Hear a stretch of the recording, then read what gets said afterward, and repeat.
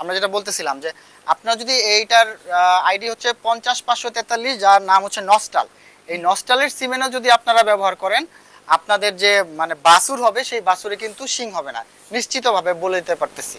এটা একটা হোমোজাইগাস পোলজিন সমৃদ্ধ একটা ব্রিডিং বললাম। আপনারা এডিএল কোম্পানির 50 543 নস্টাল এর ষাঁড় গরুটি সম্পর্কে বিস্তারিত তথ্য জানলেন।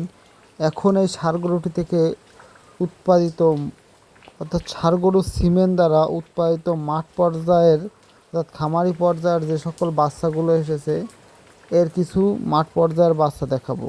অবশ্য 10 থেকে 12টি বাচ্চা আপনাদের দেখাচ্ছি। আসলে এই নস্টাল এটি কিন্তু এডিএল কোম্পানির সবচেয়ে বড় ষাঁড় গরু।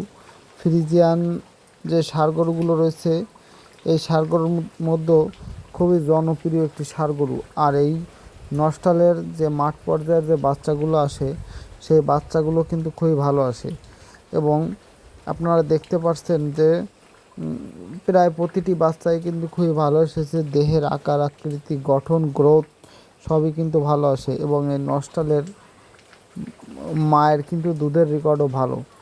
আর যারা খামারি পর্যায়ে রয়েছেন বা এআই কর্মী পর্যায়ে রয়েছেন তারা যদি ভালো কিছু পেতে চান, খামারি পর্যায়ে বা এআই কর্মীরা যদি ভালো সিমেনের বাচ্চা দিতে চান অবশ্যই নস্টালের সিমেন্ট ইউজ করবেন। আর প্রথমে আপনারা এই নস্টালের ষাঁড় গরুটি সম্পর্কে জেনে নিলেন।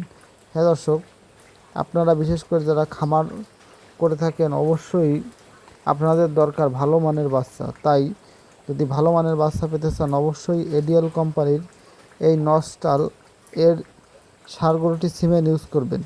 আর ভিডিও ভালো লাগলে চ্যানেলটি সাবস্ক্রাইব করে রাখবেন।